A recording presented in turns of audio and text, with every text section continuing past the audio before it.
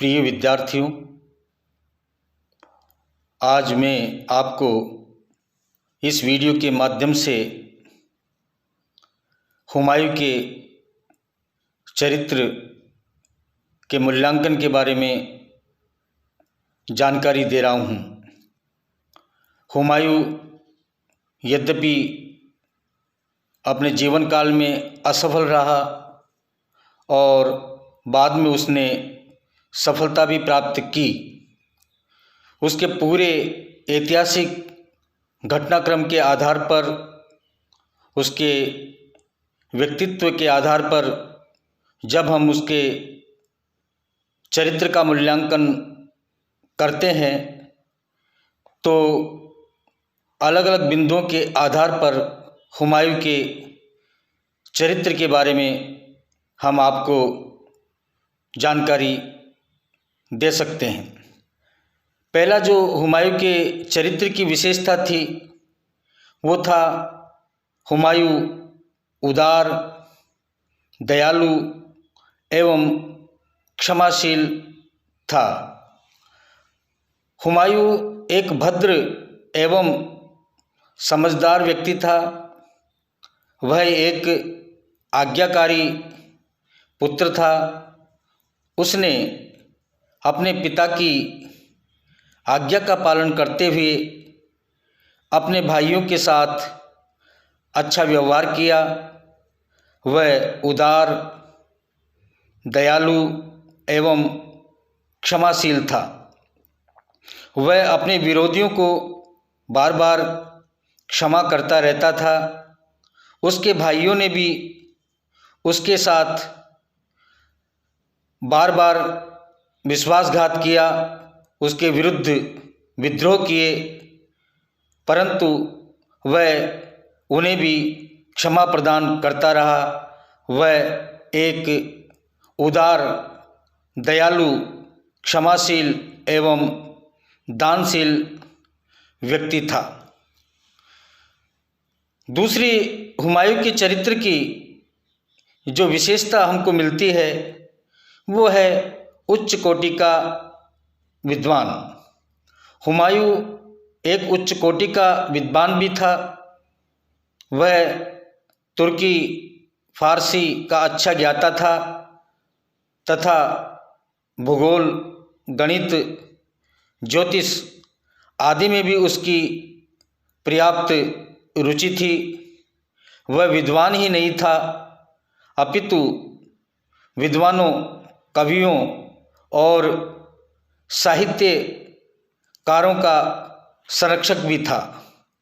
वह एक धर्मनिष्ठ मुसलमान था, परंतु उसमें धर्मांधता नहीं थी, यानी वो उसके अंदर अन्य शासकों की भांति धार्मिक कट्टरता का अभाव भी था।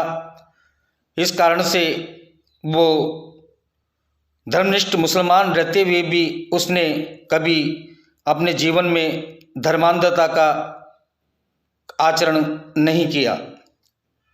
अगली जो विशेषता उसमें आती है वो है कि वो कुशल सेनापति के गुणों का उसमें अभाव था।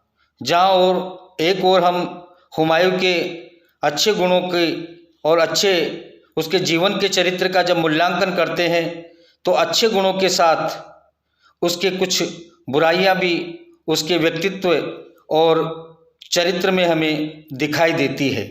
उसमें कुशल सेनापति के गुणों का अभाव था।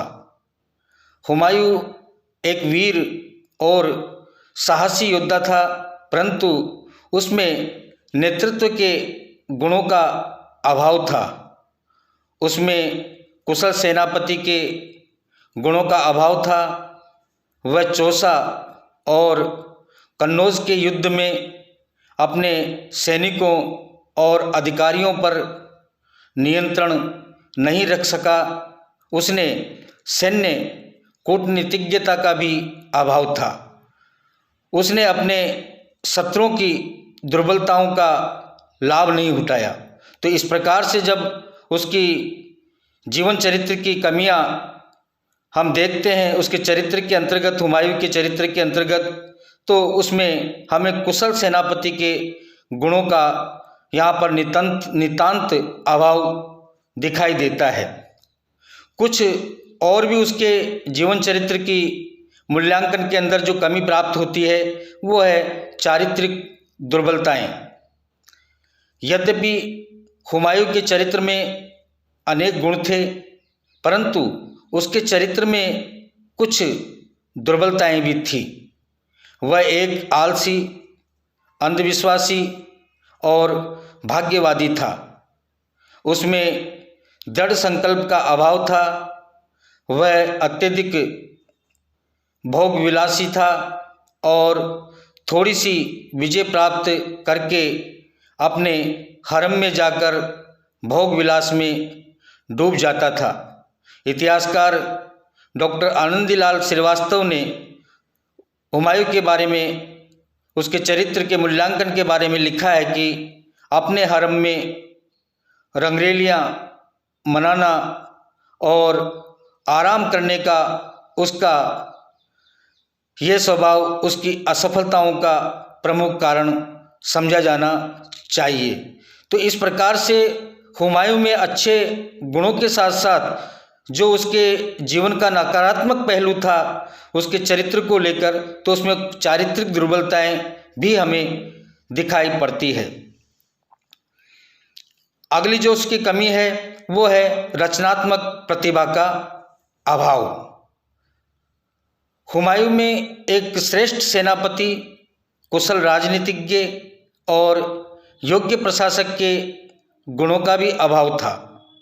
उसमें रचनात्मक प्रतिभा का अभाव था, अतः वह शासन व्यवस्था में कोई महत्वपूर्ण सुधार नहीं कर सका। वह निरंतर युद्धों में व्यस्त रहा और उसने अपनी प्रजा की नैतिक तथा भौतिक उन्नति के लिए उपाय नहीं किए।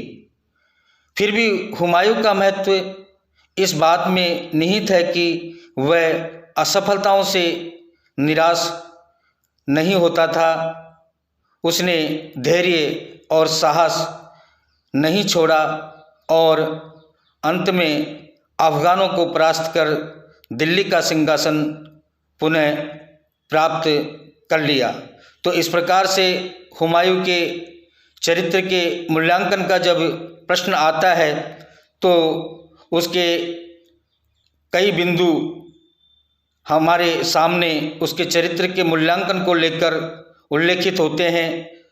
पहला तो उसका था उदार, दयालु एवं क्षमाशील, उच्च कोटि का विद्वान था, और दूसरी ओर उसमें कुशल सेनापति के गुणों का अभाव था। उसमें कुछ चारित्रिक दुर्बलताएं भी थी और रचनात्मक प्रतिभा का अभाव भी था।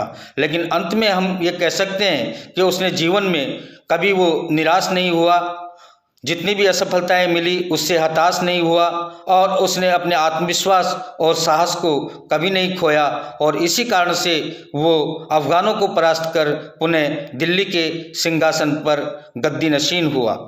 तो हमने आपको आज हुमायूं के चरित्र के बारे में इस वीडियो के माध्यम से जानकारी दी है। अगले वीडियो में अगले विषय के बारे में आपको जानकारी दी जाएगी। धन्यवाद।